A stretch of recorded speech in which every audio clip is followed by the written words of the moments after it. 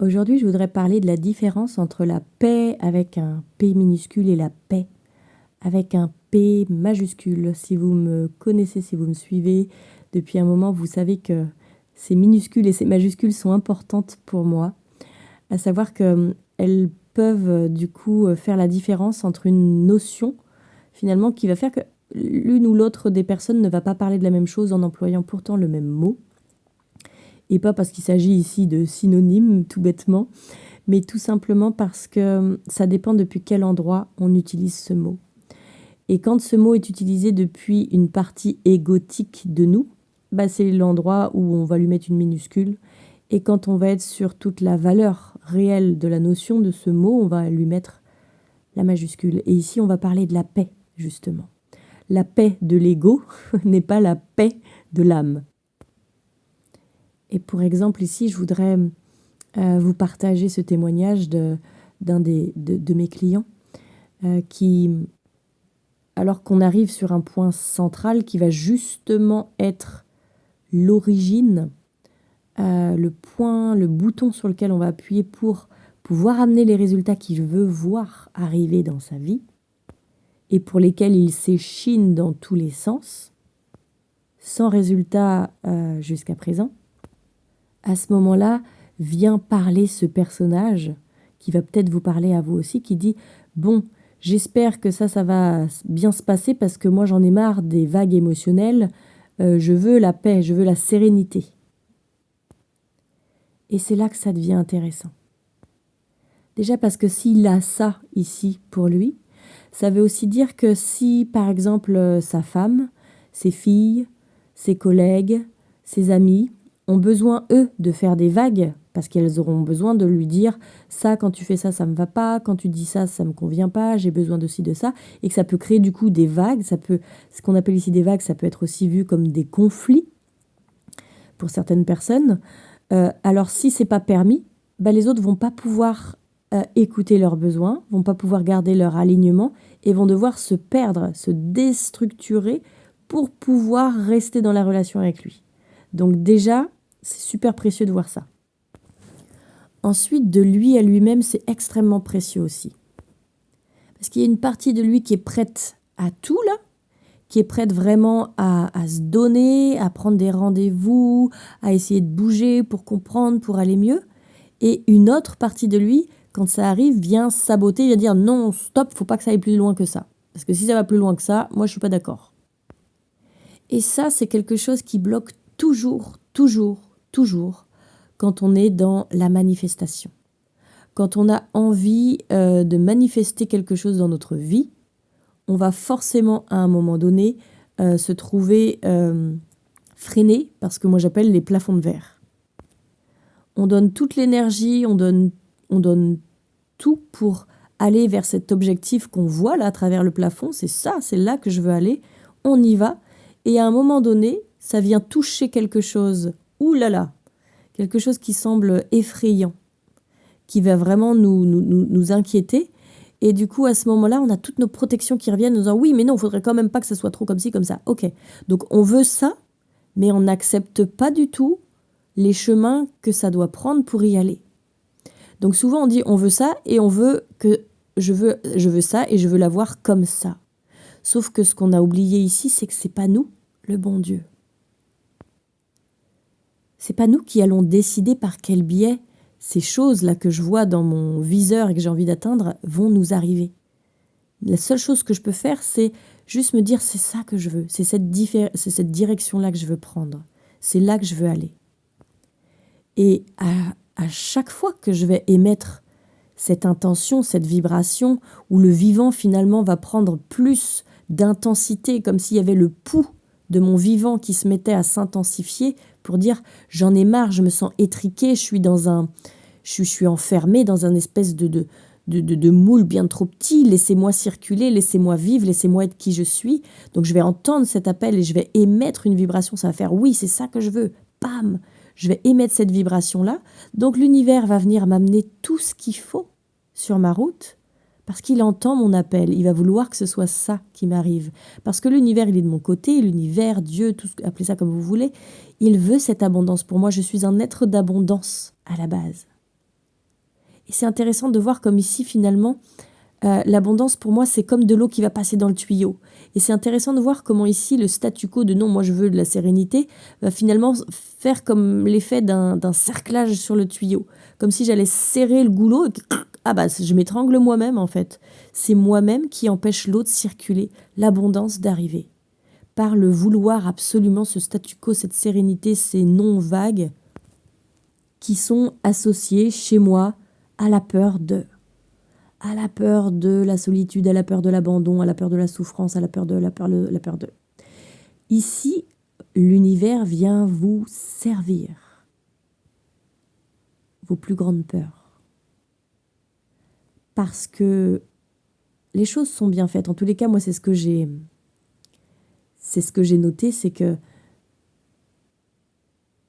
pour atteindre ces belles choses, ces plus grandes envies, ces plus beaux projets qui vous font envie, l'univers a mis ici vos plus gros défis aussi. Parce que pour pouvoir avoir ces projets et ne pas les faire capoter, il faut que vous soyez entier et pas dissocié, satellisé en plein de fragments dans tous les sens parce que vous avez encore toutes ces peurs du passé. L'univers vous veut entier et l'univers vous veut en lien intime avec lui, avec Dieu. Parce que est-ce que tout seul, petit humain coupé de tout, on peut mener des grands projets? Non. Mais tant que l'humain va se croire seul à cause de ses souffrances passées, il fera l'expérience de cette solitude et de j'en ai marre, je veux toujours me débrouiller tout seul, c'est trop dur, Mais oui, c'est vous qui envoyez ça. Semez ça et vous récolterez ça. Donc qu'est-ce que tu veux? Qu'est-ce que tu veux dans ta vie? Tu veux ça, ça et ça et ça? Ok, faisons la demande. Bim. Mais ne crois pas que ça va t'arriver comme ça. Bam, tiens, j'ai demandé à Amazon de me livrer un colis. Bim, le lendemain, je suis livré. Clac, c'est génial. En fait, ici, c'est pas Amazon, l'univers, Dieu, c'est pas Amazon. On nous a appris finalement dans cette société à être servi tout de suite, à être servi rapidement, à être servi directement. Je veux ça, je mérite ça, je veux, donnez-le-moi. Et ça, c'est ce qu'on aurait dû finalement faire pour vous quand vous étiez un bébé. Le bébé, il a faim, il pleure, il doit être nourri, point, c'est tout. Sauf qu'aujourd'hui, c'est plus la même chose. Vous n'êtes pas un bébé et ça va pas se passer de cette façon-là. Justement, vous allez aller voir tous les besoins du bébé que vous avez été, qui n'ont pas été entendus. Vous allez devoir finalement faire face aux plus grandes peurs, qui sont les peurs de ce bébé. Les peurs de manquer, les peurs d'être seul, les peurs d'être abandonné, les peurs, toutes ces peurs-là. Parce que ce sont elles qui sont dans votre tuyauterie. Ce sont elles qui étranglent, qui goulottent là, l'afflux d'eau. L'afflux d'abondance, l'afflux d'amour, l'afflux d'argent, l'afflux d'énergie. Sauf que comme vous n'êtes plus un bébé aujourd'hui, ça va pas être « tiens, je demande à l'univers et je suis servi ». Ça va être « je demande à l'univers et il va me servir en me présentant toutes les choses que j'ai mis entre moi et cette demande à l'univers, inconsciemment, par besoin de survivre depuis mon passé. Toutes ces choses-là, je vais les voir se présenter à moi. Il y en a peut-être 2, il y en a peut-être 150, j'en sais rien. Mais tout ce que je sais, c'est que c'est pas en m'en détournant, c'est pas en m'offusquant qu'elles soient là, que ça va les faire partir. Donc soit je m'offusque et je dis non, j'en ai marre, il y a toujours ci, il y a toujours ça. Ok, dans ce cas-là, reste où tu es, ou trouve un autre chemin, trouve une nouvelle voie, jusqu'au moment où tu vas y revenir et tu vas te dire, bon, c'est vrai, ça fait 15 fois que je fais l'aller-retour, c'est peut-être le moment maintenant d'y aller. Et à ce moment-là, le chemin est différent. Parce que tous les conflits qu'on va prendre, on ne va pas les prendre personnellement en se disant « Oh mon Dieu, c'est un retraumatisme du passé, quand mes parents se chamaillaient, quand mon père me punissait, quand ma mère me grondait. » Non, on ne va plus être du tout là-dessus. On ne sera plus du tout mené finalement par ces blessures-là. Ça va être du conflit constructif. Ça va être du conflit qui va permettre d'aligner. Ça va être du conflit, pas pour se séparer l'un et l'autre. Mais oui, mais si j'ai tellement peur de la séparation, bien entendu que je ne vais pas pouvoir aller mettre carte sur table. Ça va être du conflit pour restructurer. Ça va être du conflit pour démembrer la structure sur laquelle je me suis construit avec toi et qui ne me convient pas. Parce qu'aujourd'hui, elle me montre tous les freins et tous les empêchements qui va avec. Ça, c'est la structure avec laquelle je me suis construit dans mes liens d'attachement pour ne pas être seule, pour pouvoir survivre à toutes ces blessures-là. Mais c'est là le grand saut de la foi. C'est là que ça devient intéressant. C'est là que je vois si j'accepte vraiment de sauter là à pieds joints sur le plateau de jeu, même si c'est effrayant. Parce que la paix, la vraie paix, la paix avec un P majuscule, c'est la paix de l'âme. Et on s'en est tellement éloigné de cette âme, par distorsion, par survie, par protection, par tout ce qu'on veut, que forcément, si on veut la paix de l'âme, on n'aura pas la paix de l'ego. Ça va faire des vagues, ça va faire des conflits, ça va faire des mises au point, ça va faire des tensions, ça va faire des discussions qu'on a peur de dire parce qu'on a peur de blesser l'autre et que si on blesse l'autre, finalement, il nous aime plus et ceci et cela. Mais si on passe pas par là, on va se quitter à un moment donné. On va faire des concessions. Moi, je suis pas un être de concession. Les concessions, tant qu'elles ne nous font pas nous quitter, c'est pas des concessions. C'est OK, toi, tu as besoin de ça? Est-ce que dans mes besoins à moi, ça s'inscrit? C'est OK?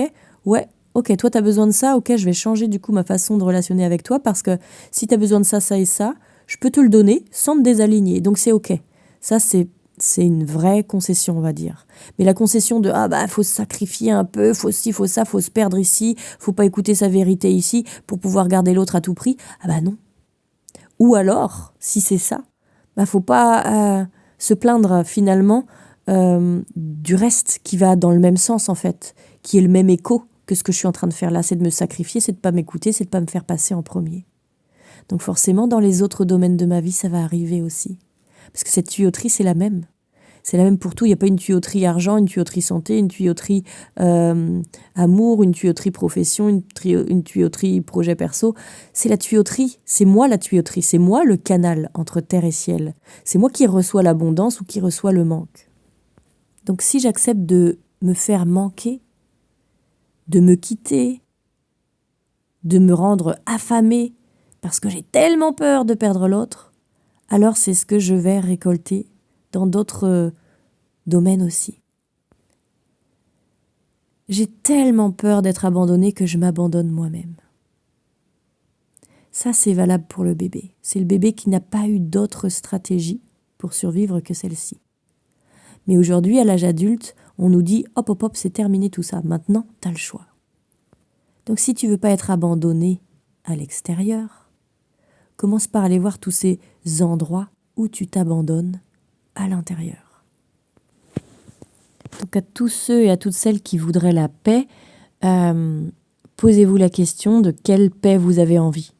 Est-ce que c'est la paix de je veux pas qu'il y ait de remous, je veux pas qu'il y ait de ceci, je veux pas qu'il y ait de cela, ou est-ce que c'est cette paix immense parce que vous êtes aligné à vous, que les choses vont bien dans votre vie, que vous êtes vraiment en respect de qui vous êtes, de vos besoins, de vos envies, de vos projets, de votre cœur grand ouvert, qui a des choses à dire, qu'on a marre d'être enfermé. Et choisissez. Et oui, il y a peut-être un risque de perdre. Mais il y a aussi un risque de gagner.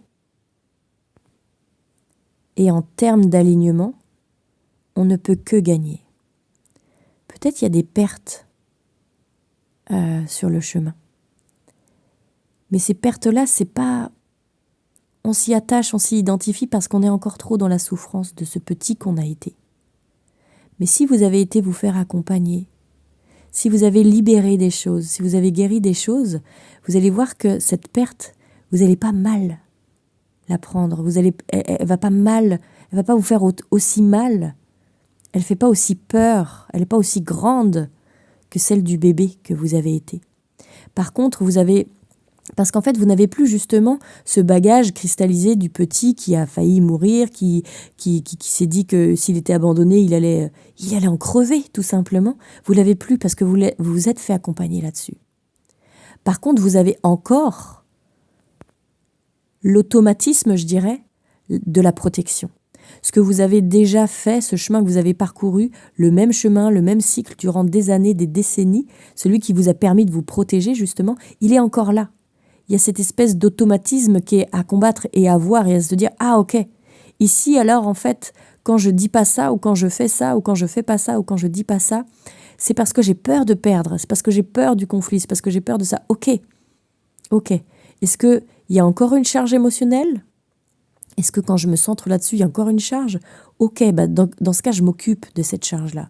Et s'il n'y a plus de charge, alors ok, c'était juste un automatisme. C'est juste quelque chose que j'ai eu tellement l'habitude de faire que du coup, je le refais aujourd'hui. Mais maintenant, je peux faire un pas de côté. Je peux sortir de ce sillon-là qui a été tellement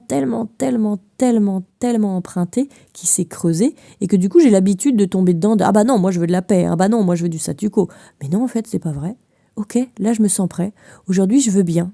Je veux bien aller lancer une discussion, je veux bien poser un acte, quelque chose qui va peut-être mettre, comme on dit, un coup de pied dans la fourmilière, mais pas juste pour provoquer, pas juste pour foutre le bazar, mais bien pour l'amour.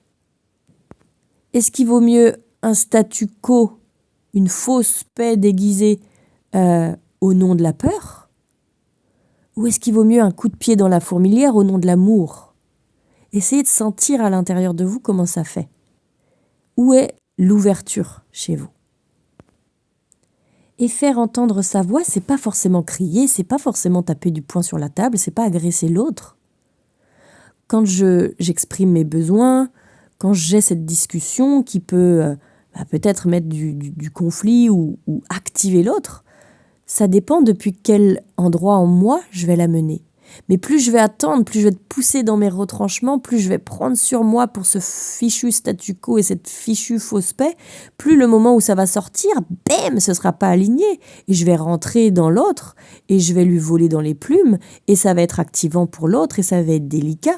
Donc là, en effet, il va y avoir des montagnes russes émotionnelles. Un coup, ça va, parce que du coup, c'est « Ok, j'ai bien planqué tout ce qui pouvait éventuellement te perturber et faire que tu m'aimes plus et que tu vas m'abandonner. » Donc là, il y a un faux « Ah, ça va, ouais, ça va bien ensemble, ouais, ça va bien, on forme une bonne équipe. » On a l'impression que tout va bien, mais c'est tiède.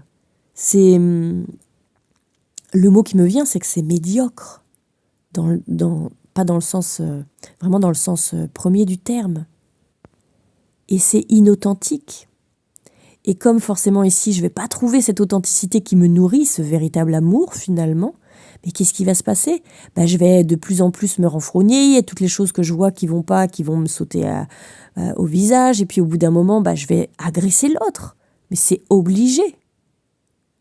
C'est ce que j'appelle la sainte et le monstre. Je ne suis ni une sainte ni un monstre. Et quand j'ai fini par intégrer ces deux personnages, dissoudre du coup les deux charges émotionnelles qui sont liées à ces deux personnages, qui sont reliés à la même chose d'ailleurs, je ne suis plus aucun de ces personnages et je peux mettre mon curseur au bon endroit entre ces deux extrêmes-là.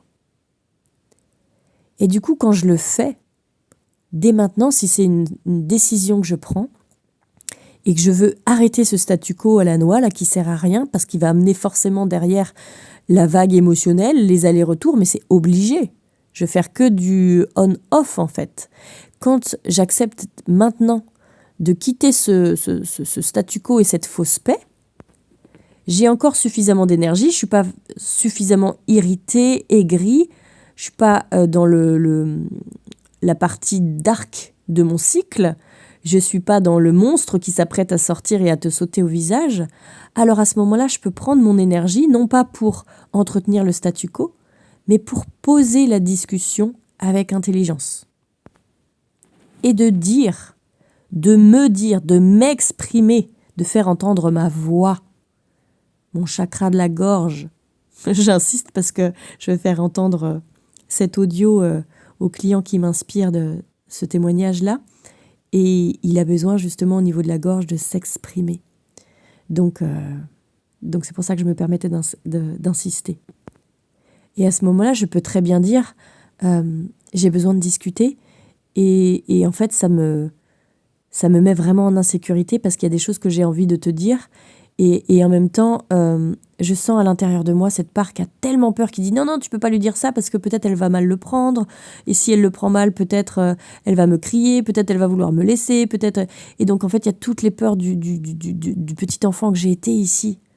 Et donc je te dis tout ça en toute vulnérabilité. S'il te plaît, le prends pas personnellement. Je vais essayer de pas te montrer du doigt en te disant c'est toi qui as ceci, c'est toi qui as cela. Mais peut-être je vais pas y arriver en fait. Je vais faire du mieux que je peux, mais peut-être à un moment, je vais déborder parce que j'apprends à le faire. Donc, tout ce que je vais te dire là, c'est pas pour être contre toi. Hein. C'est vraiment parce que j'ai envie de pouvoir m'honorer, exprimer ce qui est juste pour moi. Donc, je vais essayer. Et j'espère que ça va pas te faire du mal parce que c'est pas le but du jeu. Mais si ça te fait du mal, tu sais bien que toi aussi, finalement, c'est juste que tu vas être déclenché. Et que peut-être que tu pourras te servir de ce qui se sera déclenché chez toi ici comme d'un tremplin. Un tremplin pour aller le voir, pour t'en occuper, et comme ça on va pouvoir grandir ensemble. Parce que sinon, si on reste comme ça à se cacher des trucs l'un à l'autre parce qu'on a peur de la même chose finalement tous les deux, on n'avancera pas et on va se perdre. Donc finalement, dans la peur de se perdre qui nous fait nous taire aujourd'hui, finalement on va se perdre pour de vrai. Parce que de toute façon, ce que l'on sème, on le récolte. Donc si je viens vers toi avec mes silences ou mes paroles, avec la peur de te perdre, c'est ça que je vais semer. Mais si je suis consciente de ce qui se passe et que je veux pas jouer cette peur de te perdre et que du coup quand je viens te parler ou quand je viens me taire, avec le choix de l'amour pour moi en premier, parce que je peux pas t'aimer toi si je m'aime pas. Si je fais ce choix-là en premier, alors c'est l'amour que je vais récolter. Et l'amour, c'est pas toujours la paix. L'amour, c'est cette lumière qui vient inonder les endroits encore tout gris, encore tout ombragé, pour que je puisse m'en occuper et pour que je puisse mieux t'aimer. Parce que du coup, si je m'occupe de ces endroits gris en moi, je vais faire la lumière et je vais être encore plus lumineux, je vais encore plus m'aimer. Donc je serai encore plus disposée à t'aimer, toi. Si vous prenez votre énergie pour dire ça, plutôt que de remettre le couvercle sur la casserole, de pas dire, de ronger son frein et ceci et cela, vous allez voir la différence qui va s'inviter dans votre vie. Et je sais que ça fait peur. Je suis passée par là moi aussi. Il y a encore plein de fois où je suis challengée. Parce que je me dis, voilà, il va encore falloir que j'aille au conflit. Sauf que la plupart du temps, quand vous arrivez avec la conscience de ce qui se joue et l'envie de bien faire et que vous êtes accompagné sur ce qui est à l'origine de cette peur que vous avez semée vous-même et que vous récoltez du coup aujourd'hui, vous voyez que le conflit n'est pas si conflictuel que ça. Le conflit, comme il est habité de l'amour, il ne va pas générer la même chose en face. Peut-être qu'il va générer un mouvement, parce que les gens se protègent de l'amour. L'amour, ça fait peur. L'amour, waouh, j'en ai jamais reçu. C'est quoi ton truc, là ? Ce non que tu me dis, c'est pas un non où tu me juges, c'est pas un non où tu m'envoies chier, c'est pas un non où tu me coupes. C'est un non ferme, ajusté, équilibré. Ça me fait du bien, finalement. C'est comme si c'était un non qui me donnait une direction. C'est comme si c'était un non qui était un soin.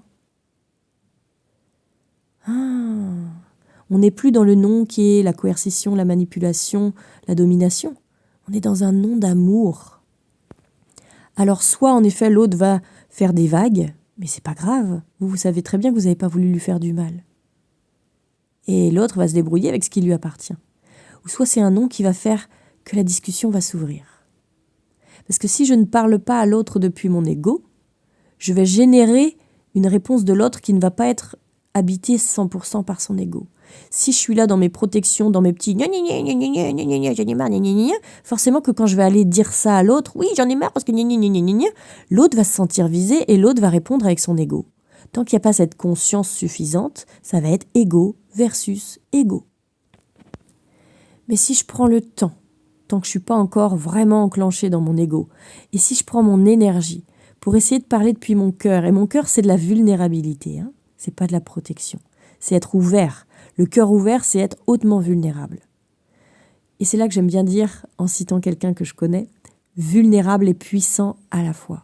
Parce que du coup, si j'arrive ici à parler, pour choisir finalement la paix de mon âme, l'amour du coup, avec mon cœur grand ouvert, Je parle depuis mon amour, je parle depuis ma conscience et du coup, je parle pas depuis ces petits personnages tout frustrés du passé. Donc je vais générer une réponse chez l'autre depuis cet endroit-là aussi. Ça fait partie de l'intelligence émotionnelle. Depuis cet endroit-là, qui est un endroit de pur respect, je peux tout dire.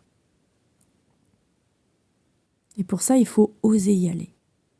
Et j'espère qu'avec cet audio, vous aurez peut-être osé un pas de plus vous choisir.